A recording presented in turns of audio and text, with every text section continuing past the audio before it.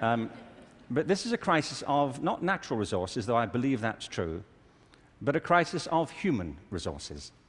I believe fundamentally, as many speakers have said during the past few days, that we make very poor use of our talents.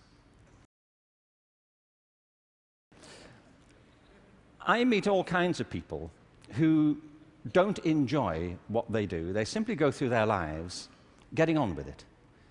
They get no great pleasure from what they do. They endure it rather than enjoy it and wait for the weekend. But I also meet people who love what they do and couldn't imagine doing anything else. If you said to them, don't do this anymore, they'd wonder what you were talking about. Because it isn't what they do, it's who they are. They say, but this is me. You know, it would be foolish for me to abandon this because it speaks to my most authentic self. And it's not true of enough people. In fact, on the contrary, I think it's still true of a minority of people. And I think there are many possible explanations for it. And high among them is education. Because education, in a way, dislocates very many people from their natural talents. And human resources are like natural resources. They're often buried deep.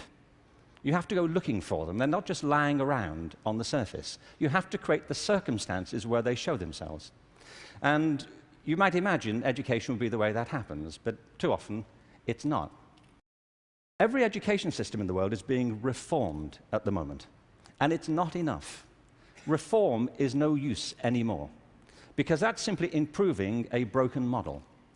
What we need, and the word's been used many times during the course of the past few days, is not evolution, but a revolution in education. This has to be transformed into something else.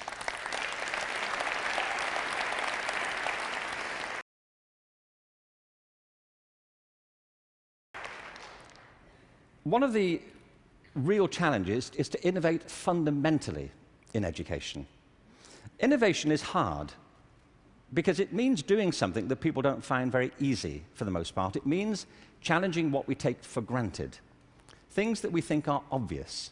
The great problem for reform or transformation is the tyranny of common sense. Things that people think, well, they can't be done any other way because that's the way it's done. I came across a great quote recently from Abraham Lincoln, who I thought you'd be pleased to have quoted at this point. But he said this: "The dogmas of the quiet past are inadequate to the stormy present. The occasion is piled high with difficulty, and we must rise with the occasion." I love that. Not rise to it, rise with it. As our case is new, so we must think anew and act anew. We must disenthrall ourselves, and then we shall save our country. I love that word, disenthrall. You know what he means? That there are ideas that all of us are enthralled to, which we simply take for granted as the natural order of things, the way things are. And many of our ideas have been formed not to meet the circumstances of this century, but to cope with the circumstances of previous centuries. But our minds are still hypnotized by them, and we have to disenthrall ourselves of some of them.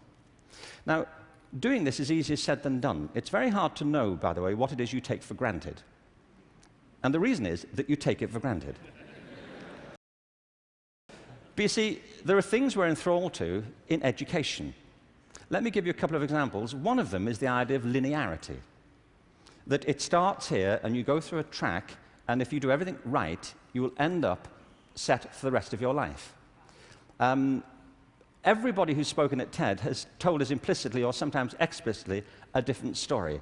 That life is not linear, it's organic. We create our lives symbiotically as we explore our talents in relation to the circumstances they help to create for us. You know what I mean?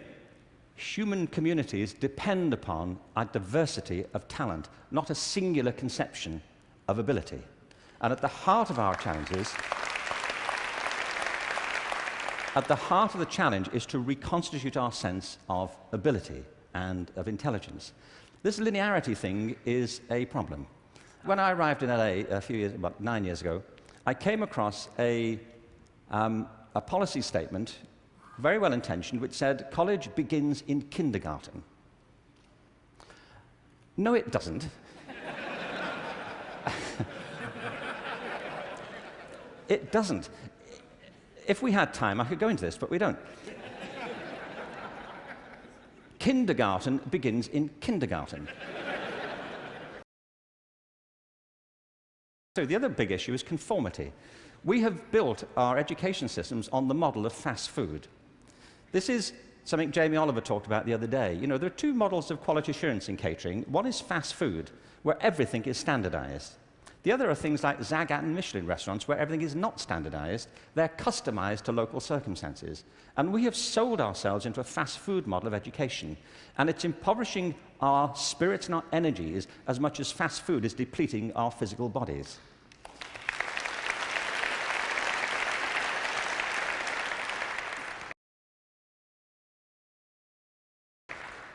I think we have to recognize a couple of things here. One is that human talent is tremendously diverse. People have very different aptitudes. I worked out recently that I was given a guitar as a kid at about the same time that Eric Clapton got his first guitar. You know, it worked out for Eric, that's all I'm saying. You know, in a way, it did not for me. I could not get this thing to work, you know. No matter how often, how hard I blew into it, you know, it just wouldn't work.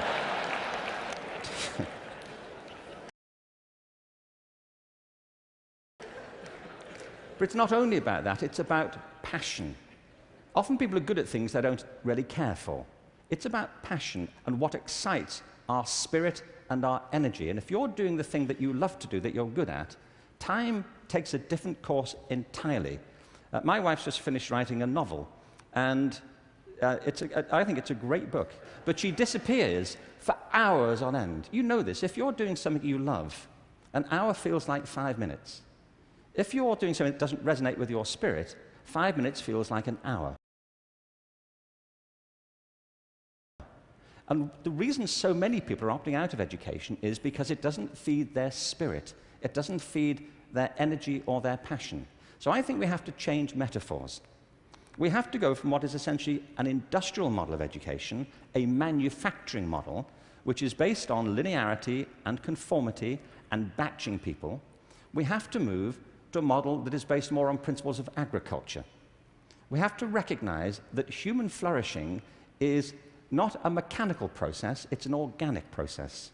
And you cannot predict the outcome of human development. All you can do is, like a farmer, is create the conditions under which they will begin to flourish. It's about creating a movement in education in which people develop their own solutions, but with external support based on a personalized curriculum.